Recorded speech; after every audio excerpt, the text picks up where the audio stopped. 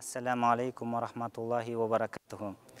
Иншалла, бүгін Алла жазса, Құран қиссаларының желісін жалғастыратын боламыз. Жалпы бұл бүгінгі өтетін тақырып, иншалла, бесікте сөйлеген сәбилер деген тақырыпта болады. Жалпы бесік деген түсінікті жаңағы кішкентай кезінен деген сөз жүргөк дейді. Жаңағы орауда болған кішкентай ғана жаңа туған сәбилердің сөйлеуі. Сол сәбилер туралы қандай болған, оның ішінде Құранның ішінде аталған бар, меңзелгендері бар, немесе оқиға болып, сол сүренің тәфсіріне үңілсеңіздер, сол жерде осы кішкентай сәбидің сөйлегендері бар. Бұны пайғамбар саллаллаху алейхи уассалам хадистерінде келтірген. Иншалла біз өздерімізге жалпы енді бұлар кімдер деп келген кезде соның иншалла алтауын атайтын боламыз, Алла жазса. Пайғамбар саллаллаху алейхи уассалам жалпы лам ятакаллам фил махди илля салас деген хадисі бар. Бесікте тек 3 бала ғана сөйледі деген хадисі бар да. Ал бұл қалған 2-3-ілері қайдан келді десек, бұнда ғұламалар айтады, пайғамбар саллаллаху алейхи уассалам сахабаларымен сөйлеп отырған кезде өзіне белгілі болған 3 сәбиді сол жерде айтып берді дейді. Одан кейін бір уақыт өткеннен кейін Құран не болды? 23 жыл бойы түсіп отырды. Алла тағала Жебрейіл алейхиссалам арқылы пайғамбарымызға аяттарды жіберді, болған оқиғаларды айтатын болды. Сендерден бұрын Исраил ұрпақтарында осындай жағдайлар болды деп. Яғни дәл сол уақытта сол хадисті айтқан кезде дейді ғұламалар, пайғамбарымызға белгілі болған өзіне дейінгі 3 сәбидің сөйлегенін айтты дейді. Сондықтан да ләм ятакаллам деген сөз сөйлемеді, тек осы 3 баладан басқа деген сөзді ол ертеректеу айтып, одан кейін тағы басқалары, басқа хадистерде белгілі болғандай, одан кейінгі, яғни сол сахабалармен отырғаннан кейінгі болған оқиғалар екен. Ендеше 3-тен асып жататын болса, бұл хадистің әлсіздігі, немесе бұл хадистің риуаяты дұрыс еместігінде емес, яғни ол дәл сол жерде пайғамбар саллаллаху алейхи уассалам өзіне дәл сол уақытта белгілі болған қиссаны сахабаларға айтып берді. Бірақ одан кейін де өмірінің соңына дейін осы қиссалар жалғасты. Енді солардың жалпы рет-ретіне тоқтайтын болсақ, бізде енді Құранда нақты аты аталған бұл Иса алейхиссаламның кішкентай сәби кезінде сөйлегенін біз Мариям анамыздың өмірі туралы өткен сабақтарда айтқан болатынбыз. Сонда Мариям анамыздың дәрежесін көтеріп, оның пәктігін Алла тағала дәлелдеп, және мұғжиза ретінде пайғамбар келіп жатқанын кішкентай фәшарат илейх деді Құранда. Ол сол кішкентай жүргөктегі сәбиге меңзеді дейді. Жаңа бұлай ишарат жасады дейді. Мына баладан сұраңдар деген сөз деп. Не үшін? Өйткені сол сәтте Мариям анамыз ораза еді. Яғни сөзден ораза, сөйлемеу керек болды. Сонда Иса алейхиссалам Алла тағала айтады, сөйлеп жіберді дейді. Кішкентай сәби, қараңыздар. Бұлайша айтқан кезде бұл мүмкін емес жағдай. Кішкентай жаңағы жалпы адам сөйлеу үшін ол ержету керек, маңайын көру керек, ақырын бірер сөзді айту керек, ыңылдау керек. Әке, ана деген сияқты біз өзіміз балаларымызды, немесе үйдегі ағаларымыздың балаларын көріп жүрміз ғой, қалай олардың сөйлеу, бұл біртіндеп болатын нәрсе. Ал егер туа сала сөйлеу деген, бұл не мұғжиза, не Алла тағаланың кереметі екендігін осы жерден біз байқаймыз. Сол кезде Иса алейхиссалам «Қала инни абдулла», мен Алланың құлымын дейді. «Әтәни әл китаб», маған кітап берілді. «Уджаалани набия», және мені кітап берілді, және мен пайғамбар болам деп, адамдардың көбі сол жерде Мариям анамыздың ақиқатты айтқандығы, оның таза адам екендігін, Алла тағала осылай өзінің құлын ақтап алғандығы жөнінде айтылады. Екінші оқиға, біз осының алдында өткен сабақтарда ор оқиғасы дегенді өттік. Естеріңізде ме? Ор оқиғасы. Бір жаңағы қатыгез патша болып, сол өзінің тұратын елді мекендегі барлық иман келтіргендерді не істейді? Азаптайды. азаптап, ақыры орғазып, олар иманнан кетпегеннен кейін адамдарды сол отқа иман келтіресің бе? Құдайың кім? Алла десе, бітті, сол орға тастайтын болған. Буруж сүресінде осы оқиға баян етілген. Асхабул ухтуд дейді. Ор иелері деп баяндаған. Сол кезде кішкентай сәбидің анасы жаңағы орға жақындайды. Сол орға жақындаған кезде тұрып қалады. Неге? Өйткені әлі кішкентай сәбидің аузынан сүті кеппеген. Сол кезде тоқтап қалған кезде испири я умма, ей анашым, сабыр ет дейді. Фаиннаки алал хақ дейді. Ақиқатында сен ақиқаттасың дейді. Сонда анау кішкентай бала сөйлеген кезде анау әйел отқа секіріп кетеді. Сонда осы оқиға, жалпы осы оқиғаны айтып келіп, ор оқиғаларын, олардың қарап отырғандарын, мүминдердің қалай жағып жергендігін, қандай замандар болған, қараңыздар. Бұлардың барлығы ақиқат осы жер бетінде болған оқиғалар. Өйткені Алла Тағала тек қана шындықты айтады, жалғанды айтпайды. Сол кезде солардың барлығын жағып жібереді, сол кішкентай бала жаңағы ақиқат екендігін, олардың ұстанған, олардың бір Құдай деп айтып жатқан ақиқат екенін Алла Тағала сол баланың тілімен сөйлеттіріп жерген. Бұл қай сүреде? Буруж сүресінде бұл айтылған болатын. Сол кездегі кішкентай бала жөргектегі сөйледі. Бұл нешінші болды? Екінші. Үшіншісі шахид Юсуф дейді. Юсуф алейхиссаламның куәгері дейді. Егерде иншалла бұл сабақ Юсуф алейхиссаламды жалпы Құранда Юсуф сүресі қиссаларды көркемі дейді. Құранда Алла Тағала айтқан. Яғни Юсуф сүресі басынан аяғына дейін шамамен Юсуф алейхиссаламның өмірі баяндалады. Ол жерден үлкен сабақтар, қалай жаңағы балаларының бауырларымен қызғанғандығы түсінен басталады. Ақыры сол түстің ақиқатқа айналғанын сол жерде баяндалады. Сол кезде Имраату Азиз дейді. Өзінің сатып алған Мысырдың бір үлкен басшысының әйелі оны зинаға шақырып, ақыры содан Юсуф алейхиссалам қашады. Қашқан кезде ақыр аяғында артынан ұстап жыртады. Білесіздер, содан қашып шыққаннан кезде бірден алдынан күйеуі шығады, басқа адамдар шыққан кезде жаңағы әйел жылап жүреді. Юсуф маған осындай қиянат жасағысы келді деп Юсуф алейхиссаламға жала жабады.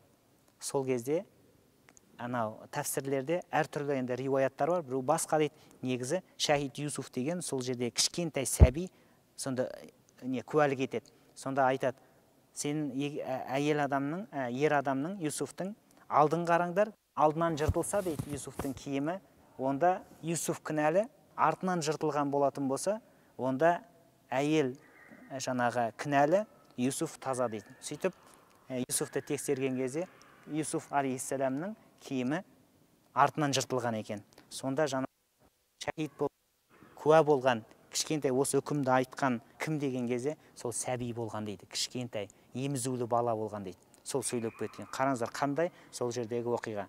Ендеше үшеуі осы жерде Құранда баяндалды.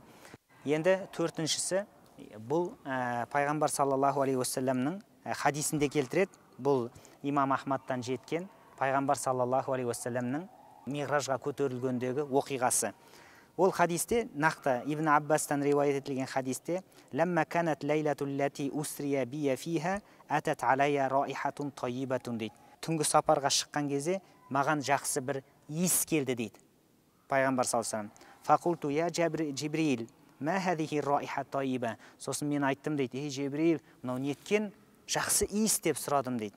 Сонда фақала хадихи раихату машитату минати фираун ва ауладуха дейді.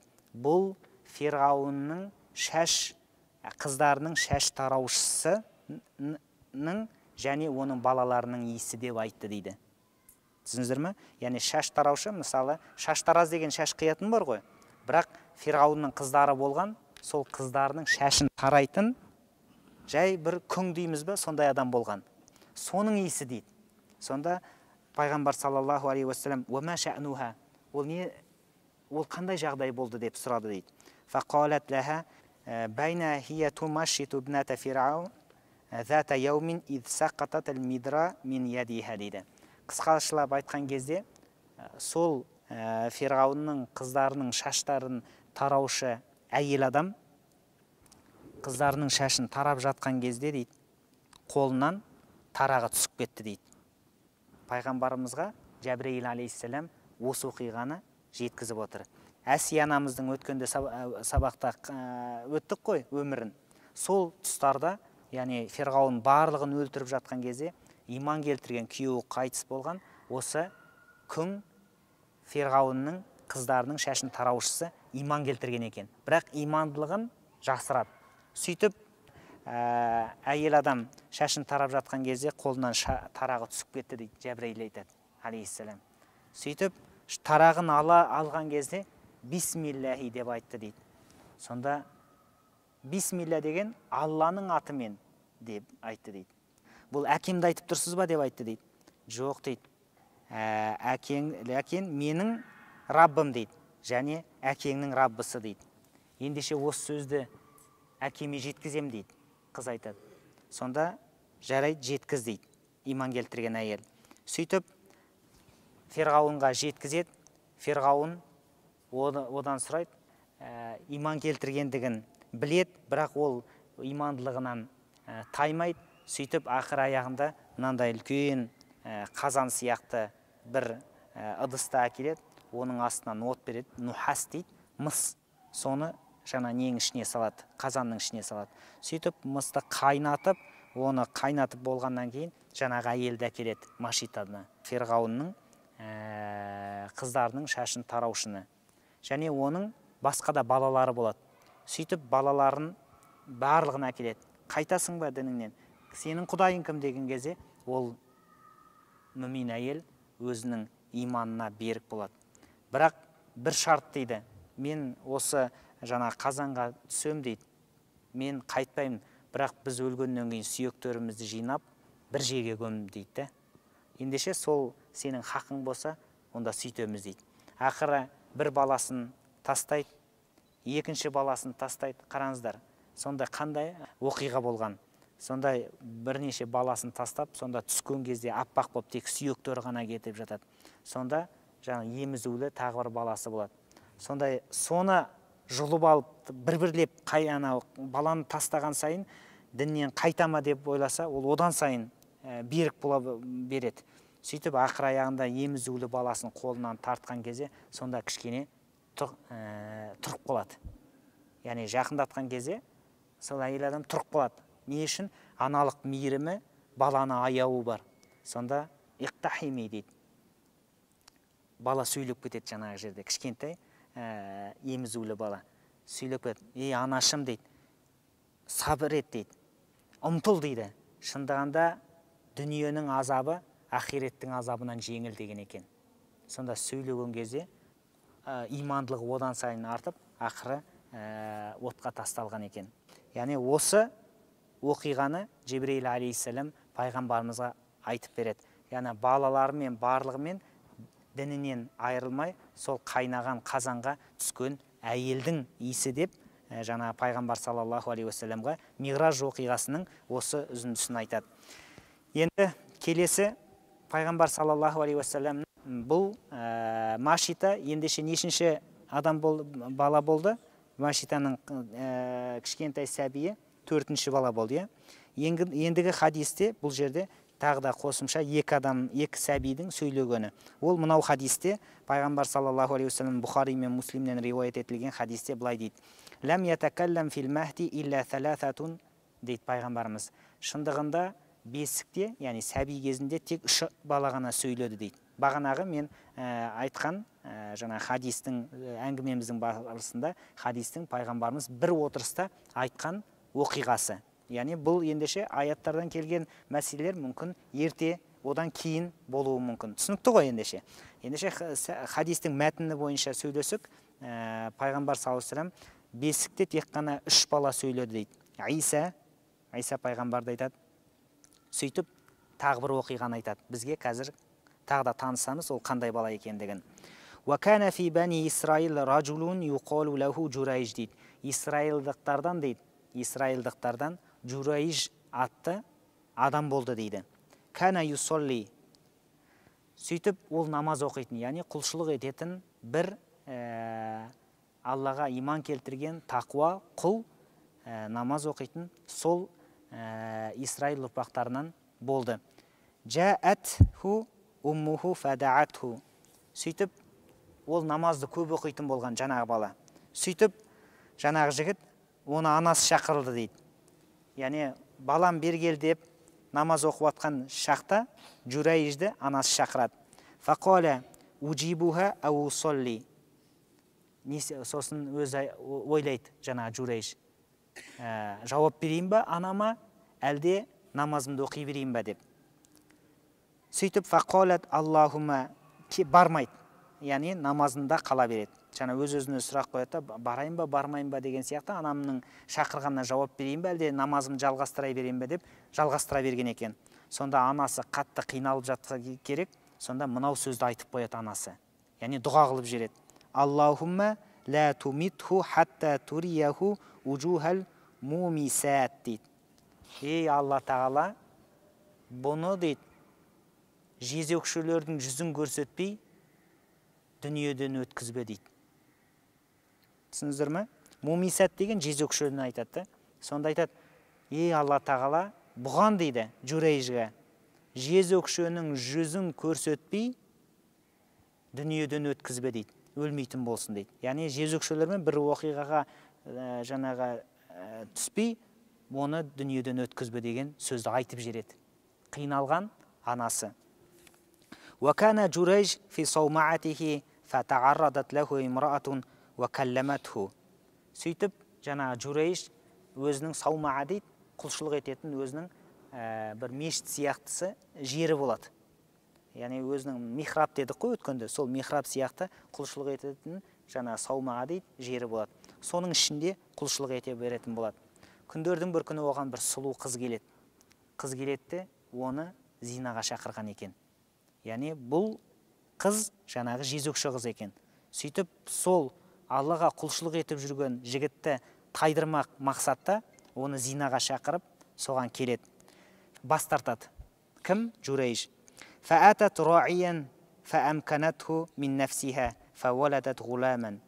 Жаңағы әйел Журайж көнбегеннен кейін бір далада бәдауи сыртта қой бағып жүрген қойшыға барады, сонымен жаңағы зина жасайды.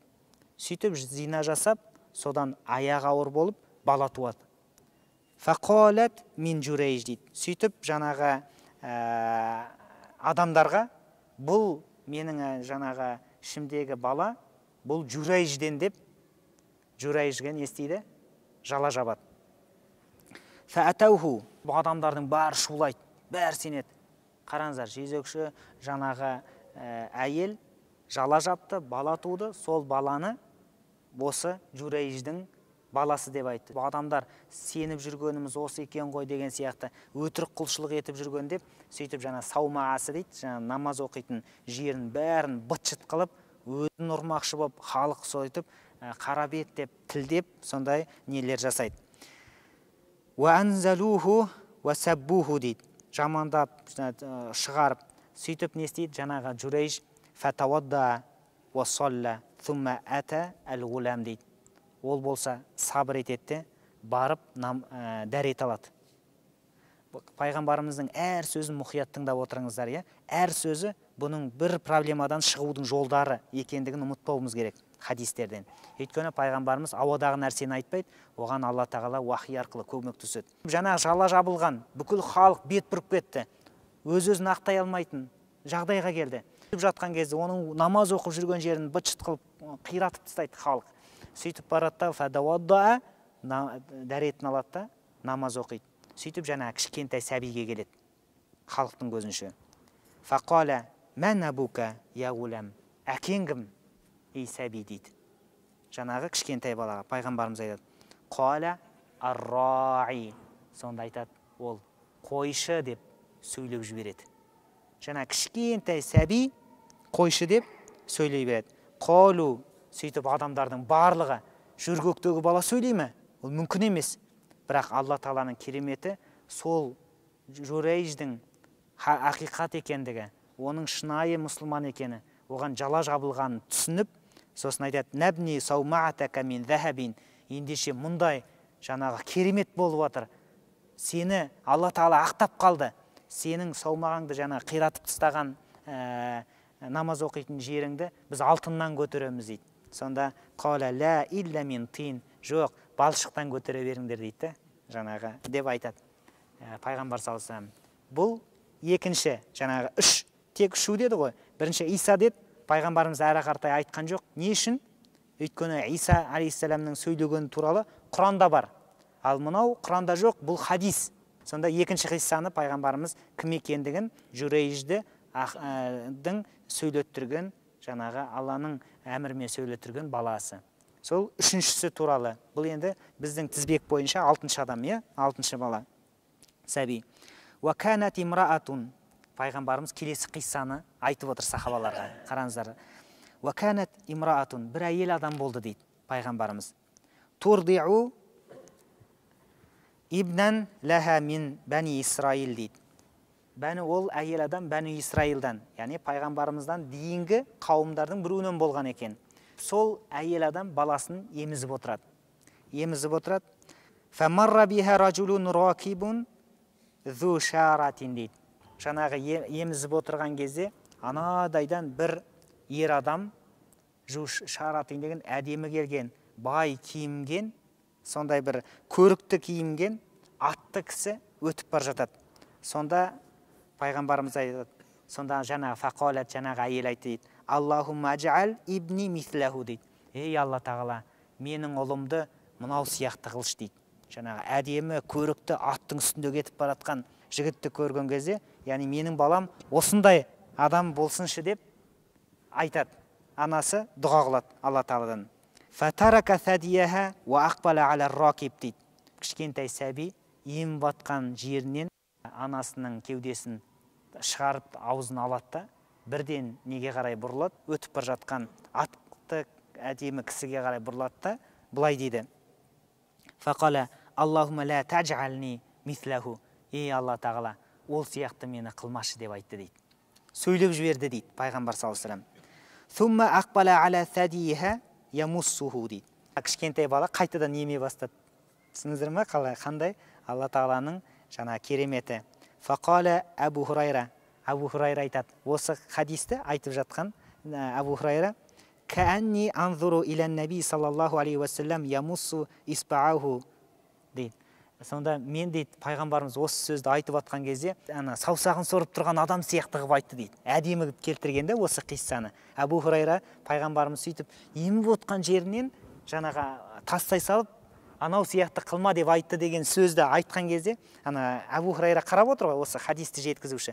Жаңа өзінің емген бала сияқты қылып айтып жатыр дейді. Анасының кеудесін сүйсініп тұрып, жылап отырған кезде алдынан бір әмә дейді. Әмәтун деген бұл күң. Мысалы құл десек, күң әйел адам ғой. Сол бір күң әйел адам өтіп бар жатты дейді. Фақалат Аллахумма ла таджал ибни мисла хадихи. Сонда анасы тұрып айтады, Алла тағала, мынау менің баламды мынау әйел сияқты қылмаш дейді.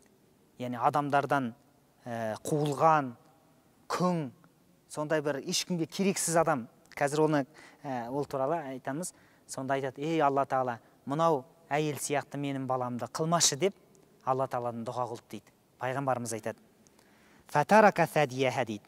Сөйтіп бала бірден еміп тұрған кеудені тастай салып, фақала Аллахумма джални мислаха. Ей Алла тағала, мені дәл осы сияқты қылшы деп сөйлеп жіберді дейді жаңағы бала. Фақалат лимадак. Не үшін деп айтты дейді анасы. Фақала ар-рокибу джаббар дейді. Өтіп бар жатқан рокиб, атқа мініп кетіп бар жатқан бай, әдемі киінген адам, ол джаббар, қатыгез адам дейді. Қатыгез адам дейді. Минал джабабир дейді. Қатыгездердің біреуі дейді. Ва хадихи амату яқулун дейді. Ал мынау күң туралы дейді. Адамдар айтады дейді. Бала айтады. Сарақти занайти уалам тафал дейді. Сен ұрладың, сен зина жасадың дейді.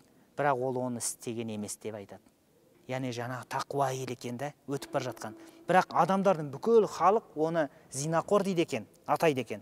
Және ұрлықшы деп бүкіл ұрлықты соған жабады екен. Адамдардың көзіндегі жаңағы күң әйел ұрлықшы, зинақор екен. бірақ ол ондай емес дейді. Яғни Алла тағала жаңағы әйелдің тақуа екендігін Алла тағала осындай керемет көрсетіп сөйлеттірді. Ендеше бұл 6-шы бала бесікте сөйлеген, жөргөкте сөйлеген бала екен. Енді бұндан қандай сабақтар алсақ болады? Пайғамбарымыз қиналып жатқан кезде осындай оқиғаларды Жибрейіл арқылы Алла тағала пайғамбарымызға жеткізген. Не үшін? Яғни, ей Мұхаммед саллаллаху алейхи ва саллям, сенен бұрынғылар пайғамбарлар да болған, қарапайым адамдалар, олар да қиналды, олар да дін үшін құрбан болды деп жүрегіңді орнықтыру. Яғни пайғамбарымызда осындай қиссалар жүрегін орнықтырды. Бізде өмірде қандай бір қиындық көретін болсақ, осы өмірде болған осындай қиссаларды білу арқылы, олардың тарихын білу арқылы, менен де Аллаға сүйікті болған адамдардың қиналғаны бар екен ғой деп жүрегіміз орнығып, сабырымыз ондан сайын күшеюге үлкен септігін тигізеді екен. Міне осыдан алатын үлкен сабақтар. Кейін біз осы мамыражай, яғни елді мекенде намазға еркін келуіміз, мешіттен еркін кетуіміз, ораза ұстай алуымыз, садақа бере алуымыз, тағы да осындай ізгі амалдар жасауымыз осы елді мекендегі тыныштықтың маңыздысы екендігіміз білуіміз керек. Осының қадірін білуіміз керек. Неге? Өйткені кешегі мысалы тарихта болған, жер бетінде болған, үлкен тиран болған, жаңағы қатыгез болған қауымдар болған, намаз оқуға мүмкіншілік, тіпті оларды алып жағып жерген оқиғалар болғандығын білу арқылы біз қазіргі осы тыныштықты сақтаудың ең басында болуымыз, оған уайымдайтын, оған дұға қылатындардың біреу болуымыз керек екендігін, осындай тарихта қауымдар болып, олардың өмір сүрген шағында намаз оқу, Алла деп айту, жаңағы тарақты түсіп кеткен кезде бисмилля деп айтудың өзі өте үлкен өмірінің дүниеден өтуіне, құрбан болуына септігін тигізген. Бисмилля деген сөз. Біз не деп жүрміз мысалы, альхамдулилля. Сондықтан да осы тыныштықтың, амандықтың қадірі маңызды екендігін, кез келген нәрседе, ұйып тұрған нәрсеге соны айрандай қылудан сақтануымыз керек екендігін осы жерден біз білуіміз керек. Кейін біз мынау оқиғалардан жаңағы адамдардың сыртқы бейнесіне қарап, оларға бірден үкім шығарып қоюдан сақтануымыз керек екен. Жаңағы мысалы бір әдемі киінген рокип деді, киініп баратқан аттың үстіндегі мысалы жағдайы бар деген кісі ғой. Соған қарап, ой, мынау сондайды екен деп. Бірақ оның іші басқа болып шықты. Алла тағала оның ішін ұнатпады. Неге? Ол жабыр көрсетуші болды, қатыгездеу болды. Ал біреуі қарапайым болды. Ол адамдардың ол келе жатса есіктен етіп, бір жерде нан алайын десе қуып жеріп, ұрлықшы, зинақор деп жүрген адам, ол ең таза адам болып шықты. Қараңыздар. Сондықтан да біз қарапайым болған, немесе сыртына қарап, бір адамға үкім шығарып жеруден сақ болуымыз керек екен. Сондықтан да айналамызда жүрген әрбір мұсылманның орны үлкен екендігі, оның дәрежесіне, ақшасына, шеніне қарап, біз алданып қалмауымыз керек. Көріңіз, қарапайым адамға қандай, сіз үлкен сондай адамдарға қандай қызмет жасасаңыз, қарапайымға да сондай қызмет жасауымыз керек екен. Бір адам өтініш жасаса, оның өтінішін орындауы мүмкін.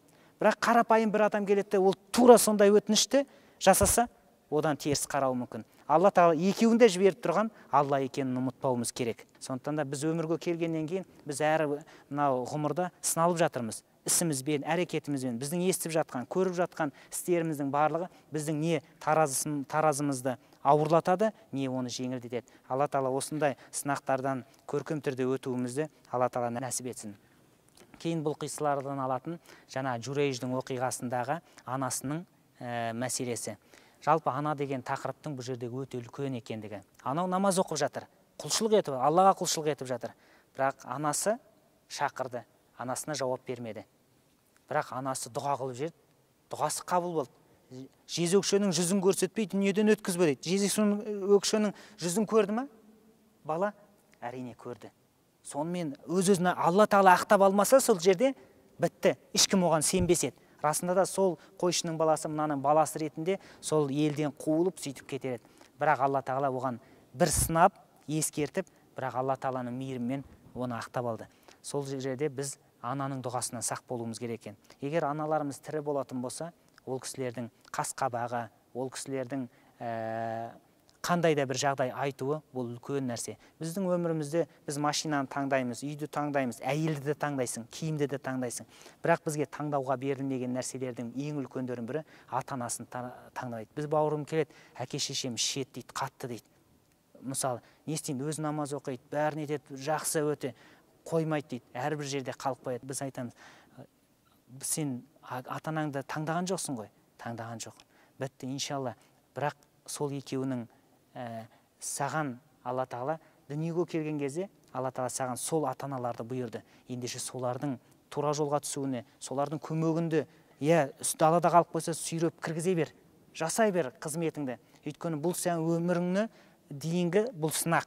Альхамдулилля, мүмкін олар бәрі тоқтап қойып кетер осы нәрселерді деген сияқты. Көрдіңіз бе? Сондықтан да қазақта сөз бар. Ата-анаң жынды болса, байлап бақ дейді. Жынды болса, байлап болсын, әйтеуір бақ. Олардан кетпе. Сондықтан да осы мәселе бізге ата-ананың дұғасы біздің әрі қартай бақытты болуымызға, бақытсыз болуымызға себепкер болады екен. Және бұл жерде тағы да бір алатын ғибрат, жаңа Журейждің хадисіндегі, келтірген хадисінде айтқан, Алла Тағала жаңа өзінің құлын қиналған кезде қиындықтан алып шығады екен. Байқадыңыздар ма? Бірақ ол құл не істеу керек? Жаңағы бүкіл намаз оқитын жерін қиратып тастады. Адамдардың барын зинақор деді оны. Жала жапты, үйтті, бүйтті, ақтала алмай қалды. Сонда не істеді? Мұсылман сондай жағдайға түсіп қалса, Алла сақтасын. Біреу жала жауып сондай түсіп қалса, сонда пайғамбарымыз фатавадда ва салла дейді. Дәрет алды да сабыр етіп намаз оқыды дейді. Қараңыздар. Негізгі кез келген проблемадан шығатын жол ең бірінші. Анаған звондау, мынаған, андау таныс деген емес, ақша емес. Ең бірінші жаңағы сабыр етіп, дәрет алып намазы. Алла Тағала Құранда айтады: "Вастаину бис-сабри вас-сала" дейді. Сабырлық пен намаз арқылы Алладан жәрдем сұраңдар дейді. Инналлаха маас-сабирин. Алла сабыр еткен құлымен бірге дейді. Сондықтан да қандай да бір өмірде жағдай болып қалатын болса, ең бірінші Аллаға жалбарыну керек. Біреу ауырып қалады, үйтеді, бүйтеді, ең таныс врачыңа ең бірінші ауырып қалды, бірдеңе жағдай бар, бірінші Алла осының жолын жеңілдетіп шипа бере көрші деп Алладан сұрау керек те, одан кейін барып жаңа таныстарыңызға звондай берсеңіз болады. Түсінікті ме? Сондықтан мүминнің тәртібі осы болу керек. Сосын бірінші не істеді ендеше? Жаңа дәрет алды, намаз оқып, содан кейін ол да білмеді, бала айт, енді басқа шара жоқ, ақтай алмайды, әкең кім деді. Сол кезде сөйлеп жерді. Қараңыздаршы, Алла Тағала Құранда мынандай бір Тахрим сүресінің ішінде мынандай бір не жасайды, формула дейді ғой, мұсылмандар үшін, қиналғандар үшін бір үлкен формула бар. Сонда айтады: Бисмиллахир-рахманир-рахим, "Май яттақиллаха яджаллаху махраджа". Кім Алладан қорыққан болса, тығырықтан шығатын жол береді дейді Алла Тағала. "Ва ярзуқуху мин хайсу ла яхтасиб" дейді. Және ойламаған жерден Алла Тағала оған рызық береді дейді. Шығатын жол тауып береді дейді. Май яттақилла, кім Алладан қорыққан болса дейді. Алладан қорқу, саудаласып жатсың ба? Алладан қорқ. Мысалы, жаңа саудаңда харам кіріп кетпесін. Қарым-қатынас, біреуге уәде бердің, біреуге жаңада сондай біреудің затын алдың, қайтарып беру мәселесіне. Осылардың барлығында жалпы өмір болғаннан кейін әрбір нәрседен тақуалықтар не деген кезде көп құлшылық емес. Иттақил махарима такуна абадин нас дейді. Пайғамбарымыз айтады: харамнан қорқ дейді, харамдардан қорқ, ең көп құлшылық еткен адам сен боласың дейді. Құлшылық енді көп намаз оқудан емес.